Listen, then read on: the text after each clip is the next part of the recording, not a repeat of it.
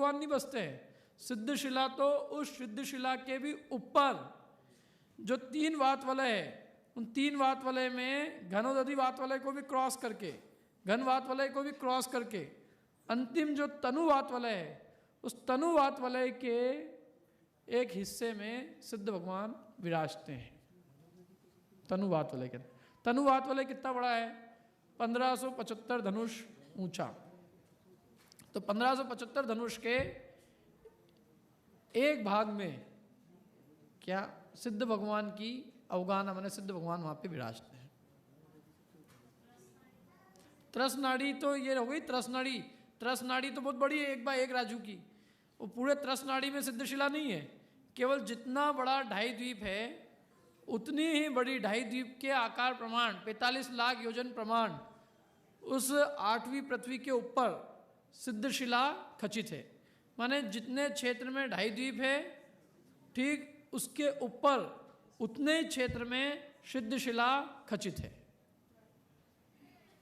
और ठीक उतने ही क्षेत्र ऊपर जाकर उतने ही क्षेत्र में सिद्धालय है, सिद्ध भगवान विराजमान है। जितना क्षेत्र सिद्ध शिला का है 45 लाख योजन, जितना क्षेत्र ढाई द्वीप का 45 लाख योजन है, उतना ही क्षेत्र अंतिम तनुवात वलय में सिद्ध भगवान के रहने का है। कितना है वो भी? 45 लाख योजन। 5 पेताले आते हैं, 5 पेताले, पंच पेताले। तो पंच पेताले में एक पेतालाता होता है 45 लाख योजन की ढाई द्वीप, एक पेताला है 45 लाख योजन की सिद्ध शिला, एक पेताला है 45 लाख योजन का सिद्धों का निवास स्थान, और इसके अलावा एक पेताला होता है सोधर्म इंद्र का विमान, और एक होता है पेले नरक का इंद्रक विमान, इंद्रक पटल बिल के बिल, उसको इंद्रक बिल। पेले नरक का इंद्रक बिल, पेले स्वर्ग का सोधर्म स्वर्ग का विमान, 2 ये हो गए, और एक मध्यलोक का ढाई द्वीप, 3 सिद्ध शिला और सिद्ध क्षेत्र। ये 5 चीजें नियम से 45 लाख योजन की होती।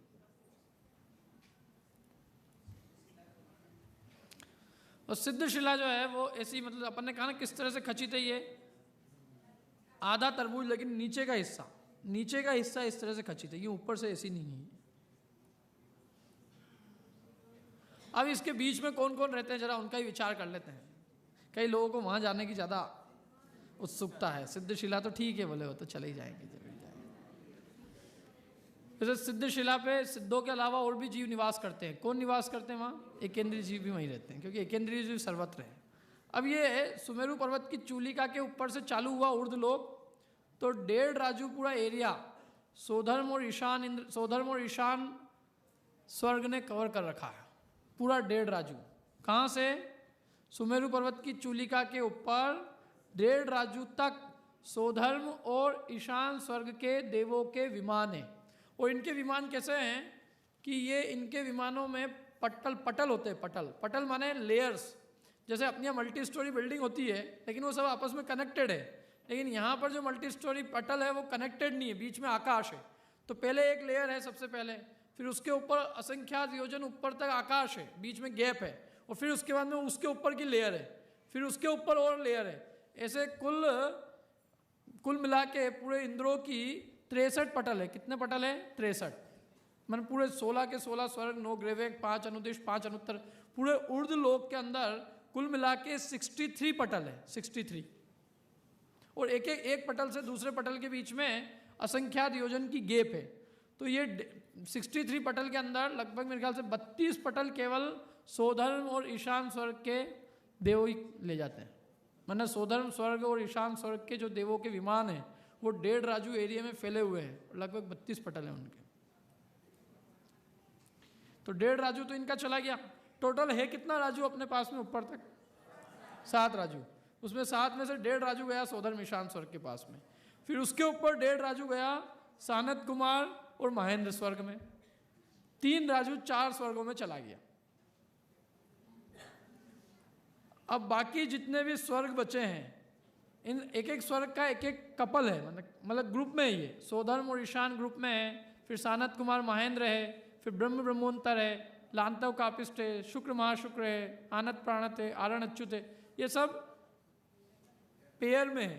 तो अब इनका पेयर कैसा चलता है कि जैसे अभी हम यहाँ बैठे हैं, तो हम यहाँ बैठे हैं तो बिल्कुल सेंटर में समझ लीजिए कैमरा है, और इसके 4 तो हो जाएगी दिशाएं, उत्तर दक्षिण पूरब पश्चिम, 4 दिशा हो गई। और 4 दिशाओं के अलावा 4 विदिशा हो जाएगी।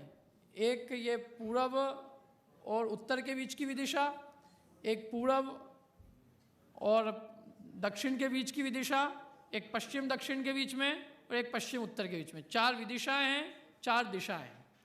तो इनमें जो उत्तर दिशा है वो पूरी उत्तर दिशा, और उत्तर दिशा के अलावा जो बीच की मतलब उत्तर दिशा, पूरब दिशा, पश्चिम दिशा, उत्तर उधर आ गई ना, उत्तर दिशा वो पूरब और पश्चिम, और बीच की जो विदिशा है वो सारा एरिया सोधर्म इंद्र के कब्जे में रहता है। और जो दक्षिण दिशा है, और दक्षिण दिशा के साथ में जो 2 विदिशाएं हैं वो जाती है ईशान स्वर्ग को। इतना एरिया, मतलब ईशान स्वर्ग को 1 दिशा और 2 विदिशा मिलती है, और सोधर्म स्वर्ग को 3 दिशा और 2 विदिशा। इतने सारे विमान उनके रहते हैं। और इनके विमान क्या रहते हैं कि पूरे एकदम बिल्कुल सीक्वेंस में होते हैं। एक तो बीच में विमान होता है, और एक बीच में विमान होने के अलावा चारों दिशाओं में से पंक्तिबद्ध होते हैं, एकदम सीरियल वाइज। एक पंक्ति मान दो चारों दिशाओं में, एक पूरब में, पश्चिम में, उत्तर में, दक्षिण में, ऐसे 4 लाइनें खींच दो, तो ऐसे 4 पंक्तिबद्ध विमान होते हैं जिसको कहते हैं श्रेणीबद्ध। और ऐसे 4 विदिशाओं में विमान होते हैं जिनको भी कहते हैं श्रेणीबद्ध। और श्रेणीबद्ध विमानों के अलावा जहाँ तहाँ बिखरे हुए, इधर उधर कहीं भी फैले हुए जो विमान होते हैं उनको कहते हैं प्रकीर्णक। तो ऐसे श्रेणीबद्ध विमान होते हैं, प्रकीर्णक होते हैं, और बीचों बीच का विमान होता है उसको कहते हैं इंद्रक। ऐसे 3 प्रकार के विमान होते हैं, और एक एक लेयर पे विमान होते हैं। और ये कुल विमानों की संख्या है इनकी 84,97,023। कुल कितने विमान है ऊपर? 84,97,023, 84,97,023 इतने विमान हैं इनके। और उसमें से 60% विमानों पे कंट्रोल, मैंने 60% जो विमान है वो सोधर्म ईशान स्वर्ग के वहाँ पर जाकर फिनिश हो जाते हैं। और उसके अंदर भी जो मेजॉरिटी है 60%, वो अकेले सोधर्म स्वर्ग के इंद्र के कब्जे में रहती है। इस दुनिया में यदि सबसे ज़्यादा वैभव यदि किसी के पास में है तो वो सोधर्म स्वर्ग के इंद्र के पास में। वो इसलिए सब पंचकल्याणक में सोधर्म इंद्र बनना चाहते हैं। वैसे देखा जाए तो सोधर्म जो इंद्र है उससे बड़ा इंद्र तो सानत कुमार होता है, और उससे भी बड़ा ब्रह्म इंद्र, और उससे बड़ा लांतव, शुक्र, सतार, आनत, आरण, अच्युत, ये सब 16 स्वर्ग का इंद्र बहुत बड़ा है। वो तो ऊपर है, मतलब उसका पुण्य भी अधिक है, विशुद्धि भी अधिक है, लेकिन फिर भी संसार में क्या करे, वैभव की ज़्यादा कीमत है। आरण अच्युत स्वर्ग के इंद्र तो इतने सस्ते चले जाते हैं कि क्या कहो, फ्री में भी लोग लेने को तैयार नहीं है। और सोधर्म और ईशान स्वर्ग की तो फिर आप देखो कितना आनंद आता है। जबकि विचार करो तो वो तो हल्के देव, मतलब हल्के इस अपेक्षा से कि नीचे वाले देव है ना वो। और चलो सोधर्म ईशान स्वर्ग में सोधर्म इंद्र तो फिर भी नियम से मुक्ति को प्राप्त करता है, लेकिन ईशान इंद्र का तो नियम भी नहीं। सानत, जितने भी उत्तर दिशा के इंद्र हैं, माने सोधर्म है, सानत कुमार है, ब्रह्म है, लांतव है, शुक्र, सतार, आनत, आरण, इनका नियम है कि एक भावावतारी होते हैं। सारे दक्षिण दिशा के इंद्र, सारे दक्षिण दिशा के इंद्र माने ये सारे इधर के सोधर्म की जो पहले वाले हैं ना, पहले नंबर वाले इंद्र, और सोधर्म इंद्र की सच्ची इंद्राणी, और सारे लोकांतिक देव, और उसके अलावा सर्वार सिद्धि के देव, ये सब नियम से एक भावावतारी होते हैं। बाकी इसके अलावा किसी का नियम नहीं है। तो ईशान स्वर्ग वाले का, ईशान इंद्र का नियम नहीं है, लेकिन फिर भी ईशान इंद्र की बोली लगे और सानत कुमार की बोली लगे तो ईशान इंद्र महंगा जाता है, सानत कुमार सस्ता। अभी दुनिया की रीति है जैसी भी है। और लोकांतिक देव तो बहुत ही बिल्कुल, उनकी तो कोई गिनती नहीं है उनकी, क्या क्योंकि लोकांतिक देव इतने श्रेष्ठ हैं कि वो लोकांतिक देवों में ऋषि माने जाते हैं, देव ऋषि होते हैं वो। और देव ऋषि के अलावा सब नियम से बाल ब्रह्मचारी होते हैं, ऊपर भी द्वादशांग के पाठी होते हैं, इतने वैरागी होते हैं कि भगवान के पंच कल्याणक में से केवल एक तप कल्याणक में आते हैं वैरागी के समय में, और भगवान को वैरागी की अनुमोदना करते हैं क्या। और पूर्व भव में अत्यंत उत्कृष्ट आराधना वाले जीव होते हैं, लेकिन उनका तो क्या है, कोई भी बन जाओ जिसको बनना हो। और सोधर्म इंद्र तो एक ही बनना है, जो भी बनना है। कौन लोकांतिक देव ये सब पांचवें स्वर्ग के वहाँ पे अपन आते हैं इस पे। ये सब ब्रह्मोत्तर जो स्वर्ग है, पांचवें स्वर्ग का जो अंत है, मतलब पांचवें लोक का जो अंत है, उसके वहाँ पर ये लोकांतिक देव रहते हैं। और लोकांतिक देव बहुत गिनती के हैं वैसे। लोकांतिक देव इनके 8 लाख आदि कुछ गिनती आती है, मतलब बहुत अल्प संख्या वाले हैं एकदम गिनती प्रमाण। संयमी नहीं होते, फिर भी इतना होने पर भी उनकी कषाय चौकड़ी का अभाव नहीं होता। देखो ऐसा है, केवल बाह्य द्रव्य संयम से यदि कषाय चौकड़ी का अभाव हो जाता तो ये बात बिल्कुल सही है कि लोकांतिक देव भी संयमी कहलाते। लेकिन लोकांतिक देव के बाह्य संयम है, लेकिन अंतरंग कषाय चौकड़ी का अभाव उनके नहीं है, इसलिए वो संयमी नहीं कहे जाते। उनके यदि देखा जाए तो एक अनंतानुबंधी गई है, बाकी 3 कषाय चौकड़ी उनके नहीं गई। और अपन इसकी और चर्चा करेंगे। अभी पहले अपन पूरा कर लेते हैं 1 मिनट, क्योंकि अपना टाइम फटाफट भाग रहा है। तो ये 2 हो गए, ये 3 हो गए सानत कुमार महेंद्र। उसके आधे आधे राजू में सब है, तो 3 राजू तक सानत कुमार महेंद्र हो गया। आधे राजू में ब्रह्मोत्तर, आधे राजू में लांतव कापिस्ट। और सबके विमानों का ऐसे ही है, माने इनकी 3 दिशाओं का और 2 विदिशाओं का राजा पहले वाला नंबर का इंद्र है। तो आधे राजाओं में ब्रह्मोत्तर है, आधे में लांतव कापिस्ट, आधे में शुक्र महाशुक्र, आधे में सतार सहस्त्रार, आधे में आनत प्राणत, आधे में आरण अच्युत। ऐसे 6 राजू ऊपर जाने तक 16 स्वर्ग फिनिश। भवनवासी व्यंतर का निवास स्थान है अधोलोक में, ज्योतिषियों का निवास स्थान है मध्यलोक में। और ये जो 16 स्वर्ग है, इन 16 स्वर्गों में केवल वैमानिक देव निवास करते हैं और कोई नहीं करता। भवनवासी और व्यंतरों को तो यहाँ आने की परमिशन भी नहीं है। अपनी शक्ति से यदि भवनवासी व्यंतर ज्योतिषी ऊपर जाएं तो अधिक से अधिक केवल सौधर्म ईशान स्वर्ग तक जा सकते हैं। उसके ऊपर किसी भवनत्रिक देव की ताकत नहीं है कि वो सौधर्म ईशान स्वर्ग के ऊपर अपनी शक्ति से चले जाए।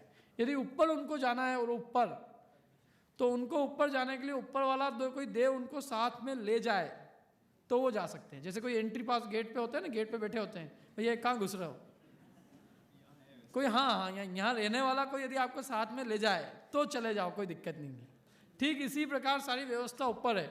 सौधर्म ईशान स्वर्ग तक तो भवनत्रिक के देव भी जा सकते हैं, लेकिन उसके ऊपर सौधर्म ईशान स्वर्ग के ऊपर न तो भवनत्रिक के देव जा सकते हैं अपनी शक्ति से, और न सौधर्म ईशान स्वर्ग के देव जा सकते हैं। ऊपर ऊपर जाने के लिए ऊपर का देव कोई उनको ले जाए तो जा सकते हैं, अन्यथा नहीं जा सकते। और अन्य देव की सहायता से भी कोई यदि ऊपर जाए तो 16वें स्वर्ग तक जा सकते हैं। 16वें स्वर्ग के ऊपर कोई नहीं जाता। जो 16वें स्वर्ग के ऊपर है, ऊपर नो एंट्री है, जहाँ जो रहता है वो वहीं रहता है। नो ग्रेवेक वाले कभी अपने यहाँ किसी को नहीं आने देते, आने नहीं देते मतलब वहाँ कोई आता ही नहीं है, न नो ग्रेवेक में, न नो अनुदिश में, और न 5 अनुत्तर विमान में। वो बिल्कुल वहाँ एकदम बाहर की पार्टियों का बिल्कुल नो एंट्री। जो नीचे जा सकते हैं वो नीचे 16वें स्वर्ग तक है व्यवस्था, और 16वें स्वर्ग तक भी कोई दूसरा देव ले जाए तो, अन्यथा तो कहाँ तक है, दूसरे स्वर्ग तक। तो 6 राजू में तो ये 16 स्वर्ग है, और ये 16 स्वर्ग वैमानिक देवों के निवास स्थान है। इस 16 स्वर्ग के ऊपर क्या है, नो ग्रेवेक। ये नो ग्रेवेक कैसे है, ये कि 4 दिशाओं 3 के अंदर 3 अधो ग्रेवेक है, 3 ग्रेवेक अधो दिशा में, मतलब नीचे 3 है, 3 इनके बीच में है और 3 ऊपर है। ऐसे एक के ऊपर एक करके नो ग्रेवेक है। नो ग्रेवेक के ऊपर नो अनुदिश विमान है।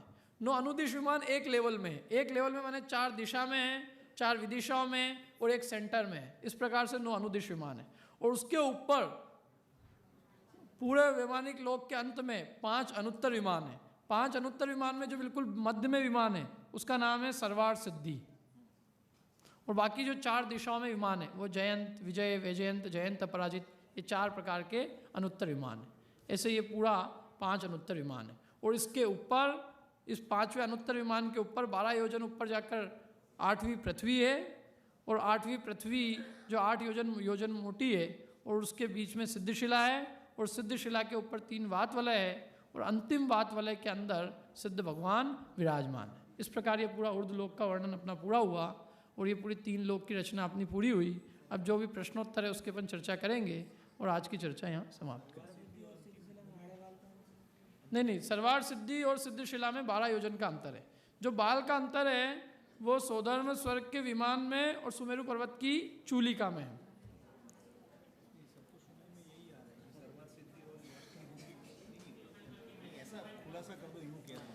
सौधर्म स्वर्ग का विमान और सुमेरु पर्वत की चूलिका, इन दोनों में जो अंतर है, ये देखो ये है ना, ये जो सुमेरु पर्वत की चूलिका, इससे सौधर्म स्वर्ग का विमान केवल एक बाल मात्र के अंतर से,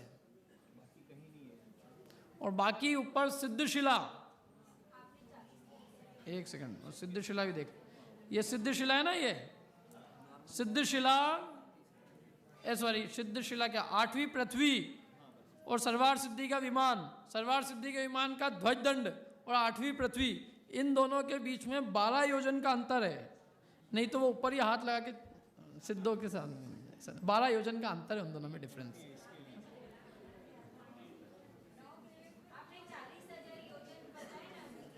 ये प्रश्न ना लिख के दे दो मेरे को, जिसको भी प्रश्न पूछना हो लिख के देना, जो हो जाएगा। एक मिनट, अपन ने कुछ प्रश्न मैंने निकाले थे, एक सेकंड, एक तो ये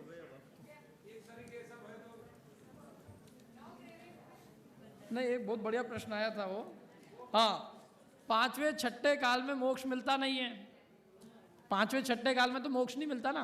अपन लोग कहते भी है कि चौथे काल के अंत में और 5वें काल के प्रारंभ में जम्बू स्वामी मोक्ष गए, और जब वो मोक्ष गए तो मोक्ष का ताला लगा गए, बंद, अब कोई उसके बाद में मोक्ष नहीं जा सकता।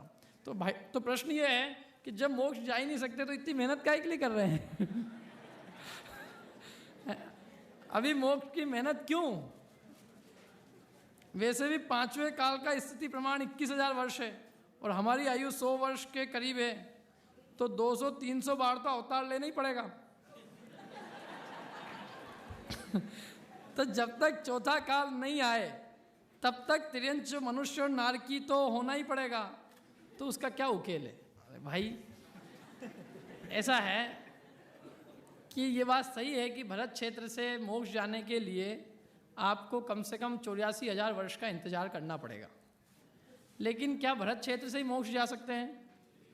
विदेह क्षेत्र से भी जा सकते कि नहीं जा सकते? यदि आपको जाने की बहुत जल्दी हो तो आप मिथ्या दर्शन सहित विदेह क्षेत्र में जन्म ले सकते हैं और वहाँ से तत्काल जा सकते हैं, और नहीं तो यहाँ से देव पर्याय में गए, 20-25 हज़ार वर्ष की आयु वहाँ ले ली, और वहाँ से विदेह क्षेत्र में उत्पन्न होके मनुष्यों के मोक्ष जा सकते हैं। अभी क्या बरसात का मौसम चल रहा है ना, बरसात का मौसम चल रहा है। आपके यहाँ शादी ब्याह तो नहीं होते? अभी होते हैं? नहीं होते ना? तो अब कोई कहे कि अभी शादी ब्याह नहीं होते, तो फिर लड़की भी क्यों देखना, सगाई भी क्यों करना? जब शादी होनी ही नहीं है, अभी 4 महीने तक बंद है, तो जब शादी बंद है तो फिर लड़की देखने से क्या लेना देना? होनी नहीं है शादी, लड़की मत देखो, सगाई भी मत करो कि भैया अभी से देखेगा नहीं तो बाद में होएगी कैसे? देखना तो अभी चालू कर दे, जब तक शादी का मौसम आ जाएगा तब तक यदि लड़की तैयार रहेगी तो चट फटाफट ब्याह कर देंगे। इसलिए अभी से अपन क्या करते हैं, उसकी प्रोसेस चालू कर देते हैं। ऐसे यद्यपि इस काल के अंदर मोक्ष नहीं होने वाला, ये बात पक्की है, लेकिन भाई इस काल में भी मोक्ष रूपी कन्या से मंगनी हो सकती है, सम्यक दर्शन की प्राप्ति और यहाँ तक कि मुनि दशा की प्राप्ति भी इस काल में हो सकती है। तो जितना हो सकता उतना तो कर लो, नहीं तो फिर शादी का टाइम आएगा तो कुंवारा ही रह जाओगे। तो इसलिए जितना पुरुषार्थ हम इस पर्याय में कर सकते हैं कम से कम उतना ईमानदारी से करें, बजाय की बात कहने के कि भैया इस काल से मोक्ष हो ही नहीं सकता तो अच्छा खाओ पियो मजा करो, ये बात बिल्कुल ठीक नहीं है। कम से कम हम इस पर्याय में रत्नत्रय की प्राप्ति के रूप में सम्यक दर्शन और मुनि दशा उतना जो हम कर सकते हैं उसका पुरुषार्थ अवश्य करें।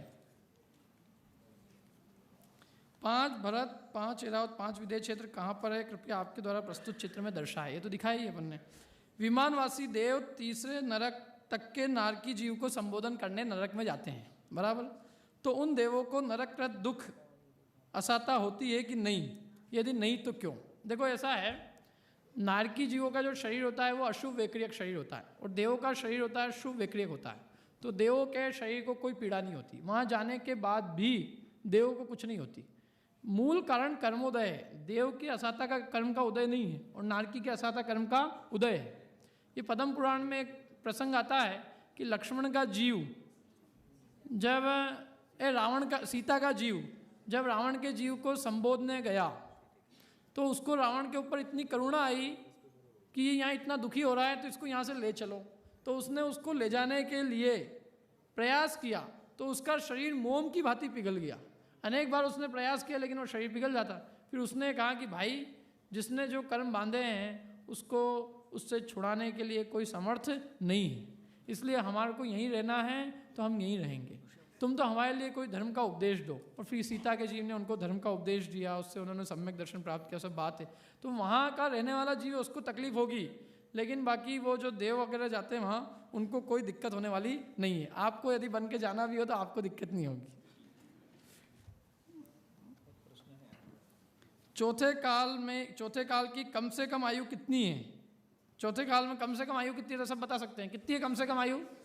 120 वर्ष। मंगल, गुरु, शुक्र, शनि क्या है? जब एक ग्रह नहीं तो क्या है? अरे 88 ग्रह में इनके नाम आ सकते हैं ना, 88 ग्रह है ना, 88, तो 88 ग्रहों में नाम आ जाए उसमें कोई दिक्कत नहीं है। अभी कोई विद्याधर या रिद्धिधारी तो है नहीं, तो अभी क्या 65 लाख किलोमीटर तक सूर्य चंद्रमा के पास जा सकते हैं क्या? ये बहुत अच्छा प्रश्न है वैसे, कि अभी कोई विद्याधर रिद्धिधारी नहीं है, अभी सब भूमि गोचरी है। अब क्या भूमि गोचरी ऊपर सूर्य चंद्रमा तक जा सकता है क्या? तो भूमि गोचरी भी, यदि कोई भूमि गोचरी वास यद्यपि विद्याधरों जैसी विद्याएं नहीं है, न रिद्धिधारी मुनिराज जैसी रिद्धि है, तथापि उसके पास शक्ति तो है ना, मतलब विद्याएं नहीं है तो विज्ञान वगैरह तो है ना, और ये यहाँ जाना है, इसमें कोई बहुत बड़ी विद्याओं की आवश्यकता नहीं है, इसलिए कदाचित चले भी जाए। मैं तो ये कह रहा हूँ, गया कि नहीं गया एक अलग प्रश्न है, लेकिन कदाचित चले भी जाए तो उससे कोई आगम में बाधा नहीं आती। कारण ये कि आगम में ये उल्लेख नहीं है कि वो विद्याधरी जाएगा, रिद्धिधारी जाएगा। अरे कोई विद्याधर किसी को पकड़ के ले जाए, कोई रिद्धिधारी मुनिराज की सहायता से चले जाए तो उसमें कोई दिक्कत नहीं। और फिर भी जाए, मेरा ऐसा कोई आग्रह भी नहीं है कि वो जाए ऐसे ही। सिद्धांत जैनेन्द्र, ये इसमें सिद्धशिला का आकार पूछा है कि सिद्धशिला का आकार किसके जैसा है? ये उल्टा ऐसा है कि ये सीधा है। तो मैंने बताया था ना, जो नीचे का तरबूज है वो नीचे के तरबूज के आकार की सिद्धशिला है, ऊपर के तरबूज के आकार की सिद्धशिला नहीं है।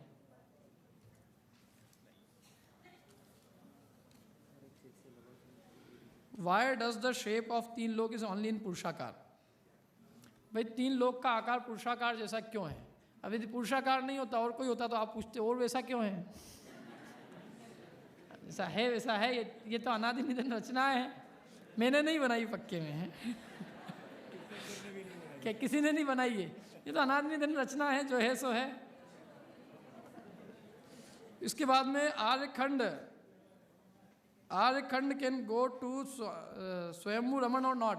आर्यखंडी मनुष्य स्वयंभू रमन जा सकता है कि नहीं जा सकता है? जा सकता है कि नहीं जा सकता है? स्वयंभू रमन समुद्र कोई नहीं जा सकता मनुष्य। क्यों नहीं जा सकता कोई मनुष्य? क्योंकि मनुष्य की सीमा 2.5 द्वीप तक है, और स्वयंभू रमन समुद्र कौन सा द्वीप है? अंतिम, बहुत बाहर है वो तो। 7 planets are in Aryakhand. 7 planets जो है ये आर्यखंड नहीं है, तो ऊपर है। जो 7 प्लैनेट, जितने भी प्लैनेट्स है कि क्या? अच्छा, ये वाले प्लैनेट पूछ रहे हैं क्या? 7 क्षेत्र, ये जो, अच्छा, ये north America, south America, Europe के बाद में इंडिया, ये एशिया, हाँ, ये सब आर्यखंड में। 7 के साथ कॉन्टिनेंट पूछ रहे थे। प्लेनेट है कि कॉन्टिनेंट है? जिसका ही प्रश्न है वो किस पे? प्लेनेट पे है कि कॉन्टिनेंट पे भैया? क्योंकि कॉन्टिनेंट पे होना चाहिए था आपका। प्लेनेट तो और बहुत सारे हैं, कॉन्टिनेंट जरूर 7 है। प्लैनेट्स कौन से ऊपर वाले? ये सब ऊपर है। देखो एक चीज समझना अपने को कि ये जो आर्यखंड और म्लेच्छखंड का भेद किया, ये हमने पृथ्वी पे रहने वाले मनुष्यों की अपेक्षा किया। ज्योतिष देवों में अपन ने भेद नहीं किया। ज्योतिष देवों के तो पूरा उनका पूरा हिसाब किताब ही अलग है। माने ज्योतिष देव तो ऊपर रह रहे हैं और उनका हमारे मनुष्य लोक से कोई संबंध नहीं है। आर्य और म्लेच्छ का भेद मनुष्यों में है, देवों में कोई भेद नहीं है।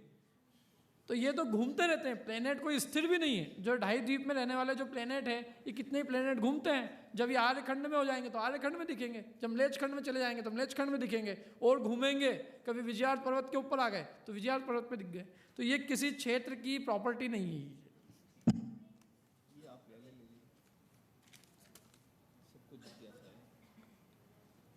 भाई ये तो मेरे से संबंधित प्रश्न है। आप अमेरिका थे, कहाँ थे? कहाँ थे?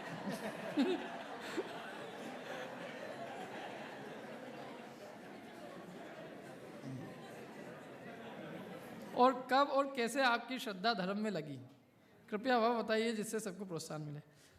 ये तो व्यक्तिगत प्रश्न है एक्चुअल में, 3 लोग के बाहर, तो 3 लोग के सारे प्रश्न रह जाएंगे। मैं दो शहरों में रहा वैसे अमेरिका में। एक तो शार्लट में और उसके अलावा सियाटल में, और ये दोनों ही आर्यखंड में है दोनों मलेच्छ खंड में नहीं है।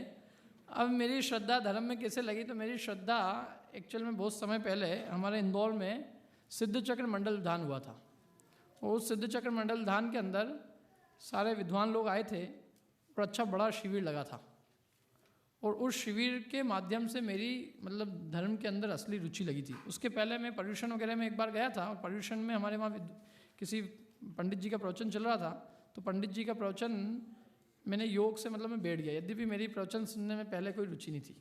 हमारे माता पिता की धार्मिक रुचि बहुत अच्छी है, और उन्होंने मुझे अनेक बार प्रोत्साहित भी किया कि बेटा प्रवचन सुन लिया करो लेकिन मैंने उनकी बात कभी नहीं सुनी फिर उसके बाद में मेरा एक मित्र था,